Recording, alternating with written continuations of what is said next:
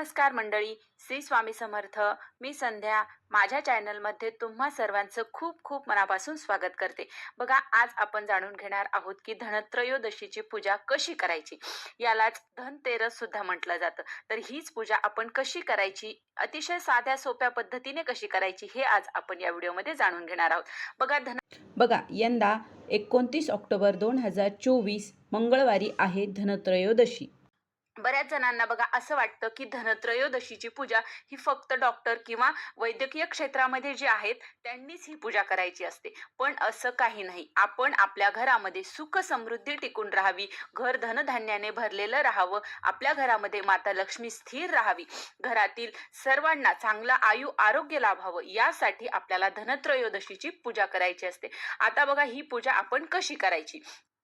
तर बघा, ही पूजा धनत्रयोदशीची पूजा ही सायंकाळी म्हणजे प्रदोष काळामध्ये आपल्याला करायची असते. तर सर्वात अगोदर आपल्याला काय करायचं आहे, ही पूजा करत असताना आपल्याला, आता ही पूजा तुम्ही तुमच्या देवघराच्या समोर सुद्धा करू शकता, पाट मांडून, किंवा बाजूलाही करू शकता. तर आपल्याला काय करायचं आहे, पाट किंवा चौरंग टाकायचा आहे, त्याच्यावर कपडा टाकायचा.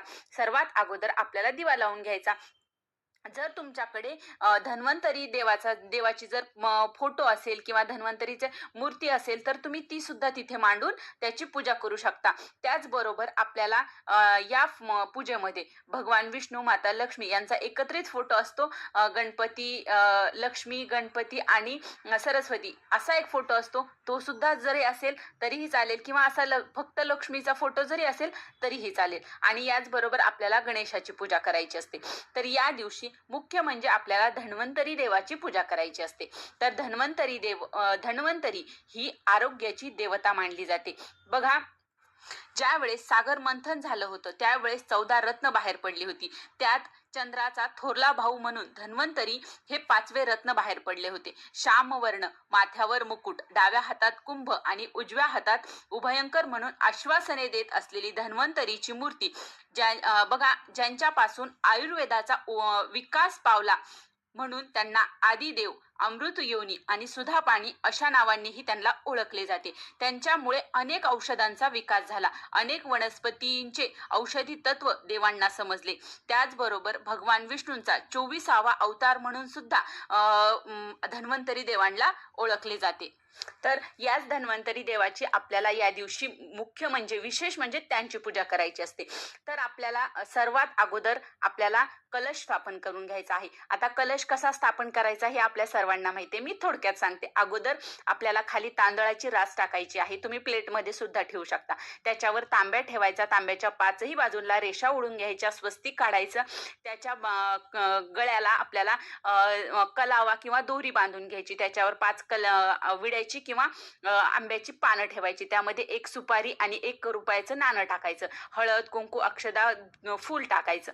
त्याच्यानंतर त्याच्यावर नारळ ठेवायचा आहे. श्रीफळ ठेवताना शेंडी आहे ती आपल्याला वर आली पाहिजे, अशा प्रकारे आपण मंगल कलशाची स्थापना करून घ्यायची आहे. त्याच्यानंतर आपल्याला आपण जर धन्वंतरीचा फोटो असेल, लक्ष्मीचा फोटो असेल, त्यांची पूजा करून घ्यायची आहे.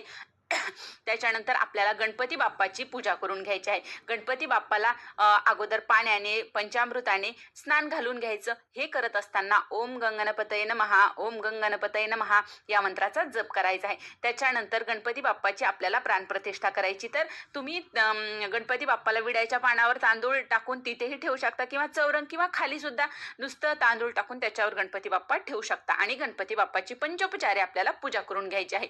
हे झाल्याच्या नंतर आपल्याला या दिवशी आपल्याला 5 प्रकारचे कलश स्थापन करायचे आहेत. या कलशामध्ये बघा, आपल्याला आपल्या घरामध्ये असलेलं धन धान्य जे आहे, धान्य आपण ज्याला म्हणतो, सप्तधान्य असतात, 5 असतात, तुम्ही हे धान्याची आपल्याला पूजा करायची असते या दिवशी, धनत्रयोदशीच्या दिवशी धान्याची.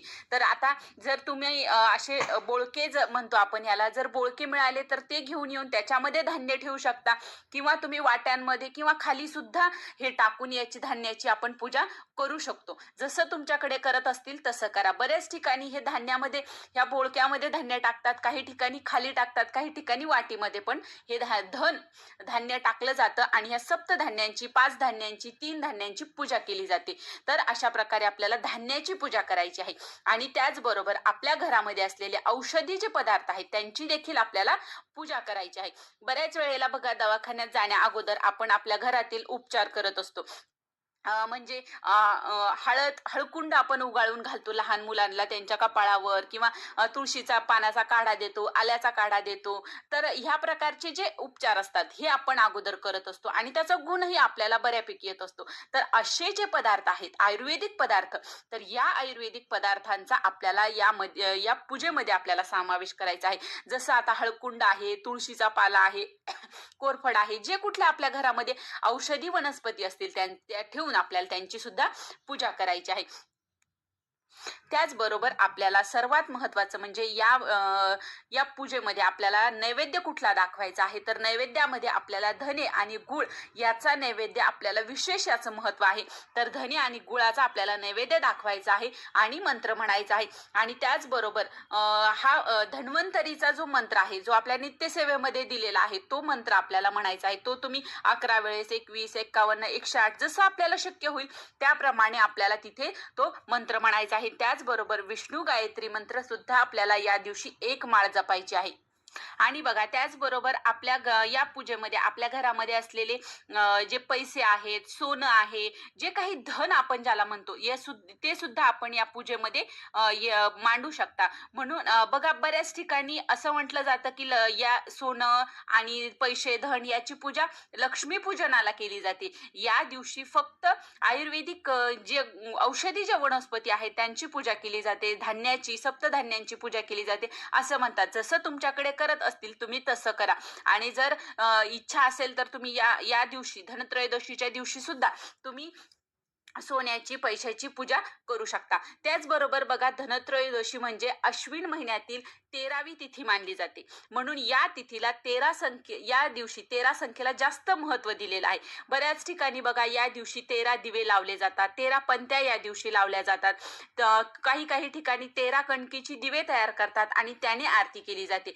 जसं आपल्याकडे करत असतील त्या प्रकारे तुम्ही करू शकता. पण आता दिवाळीचा सण असल्यामुळे कमीत कमी आपल्याला 5 तरी पंत्या या पूजेमध्ये लावायच्या आहेत. आणि त्याचबरोबर या दिवशी सर्वात महत्वाचं म्हणजे यमदीपदान केलं जातं.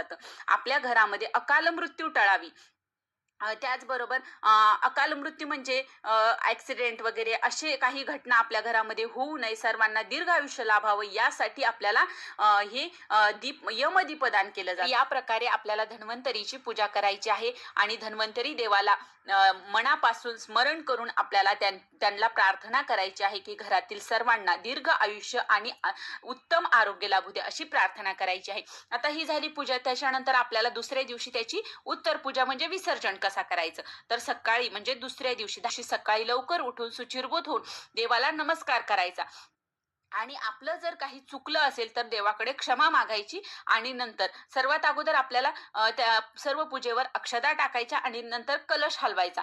कलशातील पाणी तुम्ही झाडाला टाकायचं आहे. बाकीचे पानं, फुलं वगैरे आहेत ते निर्माल्यात टाकायचे आहेत. जे सप्तधान्य आहेत ते धान्य, आपण ज्याची पूजा केली आहे ते धान्य आपल्याला आपल्या घरातील धान्यामध्ये टाकायचं आहे. पैसे, सोनं वगैरे जे असेल ते जागच्या जागेवर ठेवायचं आहे आणि सर्व पूजा आपल्याला उचलून घ्यायची आहे. तर अशा प्रकारे आपल्याला दुसऱ्या दिवशी आपल्याला या पूजेचं विसर्जन करायचं आहे.